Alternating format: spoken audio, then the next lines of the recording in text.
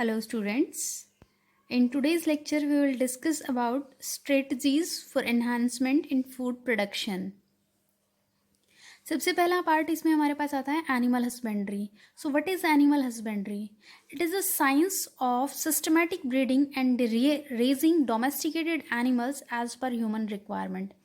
Animal husbandry वो science है जिसके अंदर हम सिस्टमैटिक तरीके से ब्रीडिंग और रेजिंग डोमेस्टिकेटेड एनिमल्स की ब्रीडिंग और रेजिंग प्रोग्राम्स को परफॉर्म करवाते हैं अकॉर्डिंग टू ह्यूमन रिक्वायरमेंट्स. इसको हम कहते हैं एनिमल हस्बेंड्री. अब डोमेस्टिकेटेड एनिमल्स जिनको हम रेज करते हैं फॉर द यूज़ और profit are called as livestock. Domesticated animals में वो एनिमल्स जिनको हम यूज़ करते हैं for the human benefit are known as livestock. Example of livestock can be cattle, goat, sheep, camel, horse, pig, poultry, fishes, etc. Lots of animals are considered as livestock. Role of animals in animal husbandry is because of several reasons. Lots of reasons are there for which animal husbandry is considered for human welfare, like milk.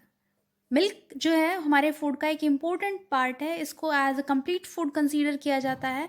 Milk को as it is consume किया जाता है. उसके अलावा different forms में convert करके consume किया जाता है, like cheese, butter, ice creams etcetera. Cow, buffalo, sheep, goat, ये मेन जो है मिल्क प्रोड्यूसिंग ऑर्गेनिजम्स हैं जिनको हम यूज़ करते हैं. सेकेंड वन जो रिक्वायरमेंट आती है दैट इज़ एग.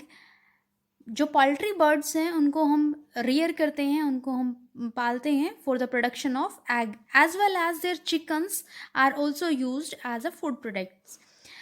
दूसरी रिक्वायरमेंट आती है मीट की. उसके अलावा हनी बी को हम रियर करते हैं for the production of honey, as honey is a very useful product which is used in medicines and several other things.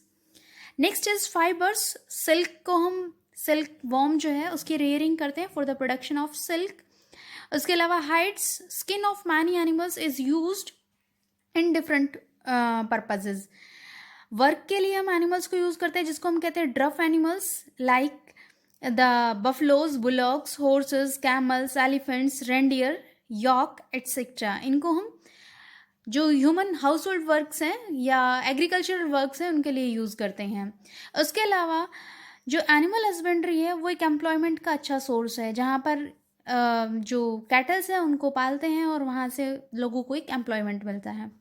उसके अलावा एनिमल वेस्ट मिलता है, जैसे हॉर्न हुए, फैदर हुए, बोन हुई, डंग हुआ, जिनको हम डिफरेंट पर्पजेज़ के लिए यूज़ करते हैं. 70% लाइव स्टॉक जो है ऑल ओवर द वर्ल्ड वो इंडिया में परसिस्ट करता है. लेकिन इसका जो टोटल कंट्रीब्यूशन है वर्ल्ड के अंदर वो होता है 25%. चाइना के अंदर जितना जो प्रोडक्शन है चाइना के अंदर बहुत ज़्यादा है, और 70% जो लाइव स्टॉक है वो इंडिया और चाइना के अंदर है, और लेकिन जो कंट्रीब्यूशन है उसका प्रोडक्ट्स की फॉर्म में वो सिर्फ 25% है. नेक्स्ट आता है management of farm and farm animals. So farm management is a controlled and scientific handling of farm animals in their rearing, grooming, breeding and caring. Farm management जो है वो एक कंट्रोल्ड साइंटिफिक हैंडलिंग है organisms की. उनको rear करना, उनको grooming, उनकी देखभाल करना, उनके ब्रीडिंग प्रोसेस के लिए और उनकी केयरिंग के लिए. सबसे पहला जो इसके अंदर आता है that is dairy farm management. Dairy के लिए हम जिन एनिमल्स को यूज़ करते हैं उनका मैनेजमेंट हम किस तरीके से करते हैं. So let's have a look. Management of animals for milk and its products for human consumption is termed as dairy farm management. Milk giving animals को जो हम प्रोड्यूस रियरिंग करते हैं, उनको जो हम मैनेजमेंट करते हैं उनका, उसको हम कहते हैं dairy farm management. 39% milk is consumed as such and rest of the milk is converted into other products. जो टोटल मिल्क प्रोड्यूस्ड होता है मिल्क गिविंग एनिमल्स से, उसका 39% जो है वो मिल्क की फॉर्म में यूज़ किया जाता है. Rest of the milk is converted into different forms like curd, cheese, butter etcetera. अगर हम देखते हैं कंजप्शन पर एनिमल कंजप्शन, तो इंडिया के अंदर जो पर ह्यूमन कंजप्शन है मिल्क का वो 289 ग्राम्स पर डे है. लेकिन अगर हम स्विट्जरलैंड की तरफ देखें तो वहाँ पर 750 ग्राम्स पर डे एक पर्सन को मिल्क अवेलेबल होता है. नेक्स्ट आता है rise in milk production is due to the operation flood and white revolution undertaken by NDRI, NDDB और NDC।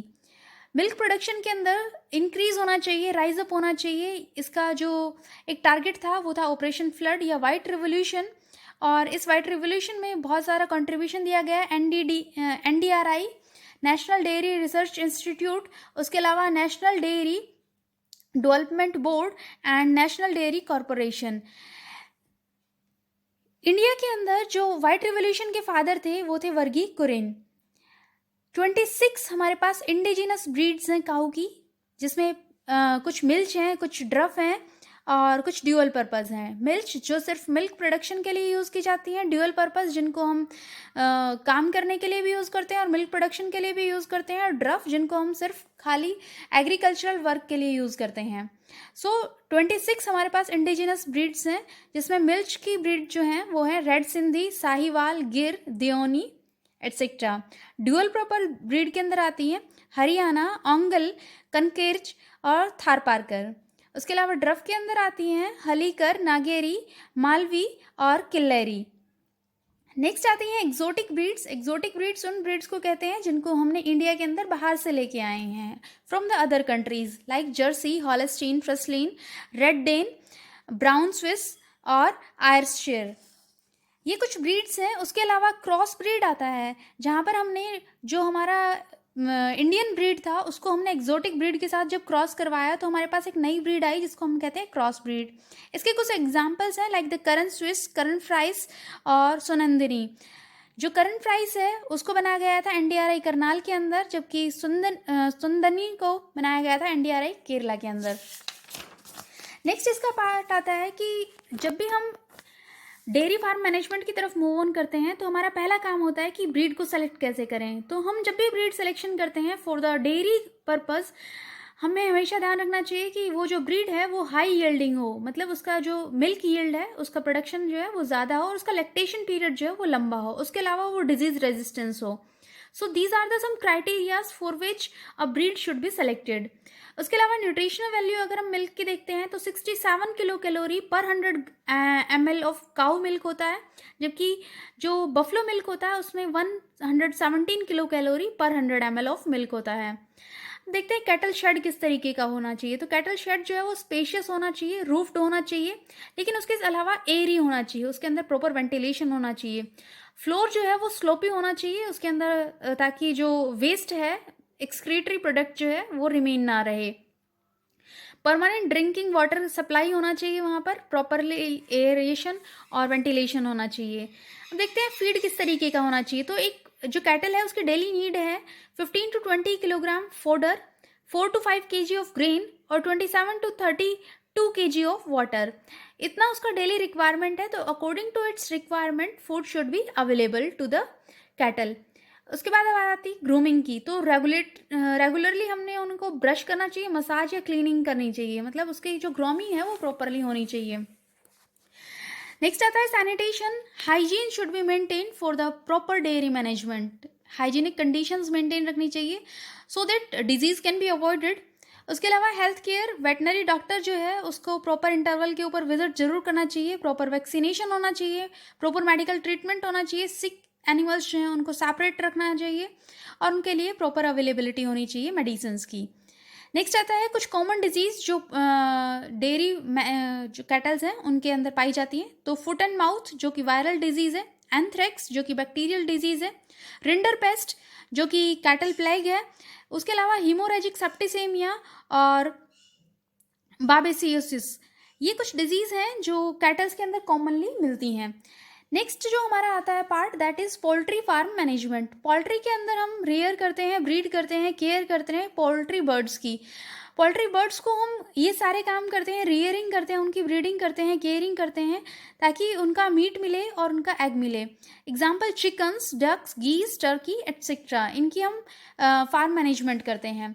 So 90% of poultry farming is based on chicken. जो हमारी poultry farming है उसका 90% part जो है वो चिकन्स के प्रोडक्शन के ऊपर बेस्ड है, जिसका एग्जांपल है गैलस डोमेस्टिकस। इंडिया जो है वो 3rd रैंक के ऊपर आता है एग प्रोडक्शन में और 5th रैंक पे आता है चिकन प्रोडक्शन में। Andhra Pradesh is the largest egg producing state Indian breeds जो है चिकन की वो है एसल, बुसरा, चिताडोंग, घागस और कदनकंत।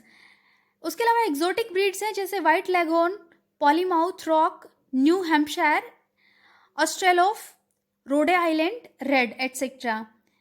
उसके अलावा जो क्रॉस ब्रीड्स हैं वो भी हैं हमारे पास, जो पोल्ट्री एनिमल्स हैं उनकी, लाइक HN260, पूना पर्ल, ग्रामा प्रिया, कीस्टोन एटसेट्रा।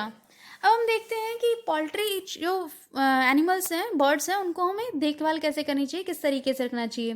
तो they should be kept in a proper shed, जो उनका रहने की जगह है वो प्रॉपरली होनी चाहिए, और लेंथ वाइज जो है वो ईस्ट से वेस्ट डायरेक्शन की तरफ होनी चाहिए। उनका जो प्लेस है वो रेजिडेंशियल एरिया से अलग होना चाहिए, दूर होना चाहिए। Protected from rat, snake, cats and dogs, वहाँ पर इन सब एनिमल्स की एंट्री जो है वो प्रोहिबिटेड होनी चाहिए, मतलब प्रोटेक्शन रखनी चाहिए। Windows and ventilators must be fitted so that proper ventilation can be there. उसके अलावा फ्लोर जो है वो स्लिपी होना चाहिए उस पर्टिकुलर शेडी एरिया का, और जो फ्लोर है वो कवर्ड होना चाहिए 10 सेंटीमीटर थिक की पैडी हस्क से। उसके अलावा बर्ड्स जो ग्रोन किए जाते हैं मीट के लिए, वो बर्ड्स जिनको हम मीट के लिए ग्रो करते हैं उसको हम कहते हैं ब्रॉलर्स, और लेयर्स उनको कहते हैं जो फीमेल फाउल्स रेज की जाती हैं एग प्रोडक्शन के लिए। लगभग हम 22 वीक्स की जो फीमेल है वो एग लेइंग स्टार्ट करती है और 12 to 15 मंथ तक वो कंटिन्यू करती है। ब्रॉलर्स जो है वो क्विक ग्रोइंग बर्ड्स होते हैं जिनको हम 6 से 8 हफ्ते तक ग्रो करते हैं, जब तक कि उनका वेट जो है वो 1.2 to 1.5 kg नहीं हो जाता। उसके बाद उनको एज अ चिकन यूज़ कर लिया जाता है। So according to poultry farm management, there should be proper feed and vaccination for the birds also as like the dairy animals। Common disease की अगर हम बात करें तो यहाँ पर हमें देखने को मिलेगा कॉलेरा, जो कि एक बैक्टीरियल डिजीज है, फाउल पॉक्स जो कि एक वायरल डिजीज है, उसके अलावा रेस्पिरेटरी माइकोप्लाज्मोसिस PPLO, उसके अलावा रानीखेत जो डिजीज है, ये सब डिजीज हैं जो कॉमनली पोल्ट्री बर्ड्स के अंदर देखने को मिलती हैं।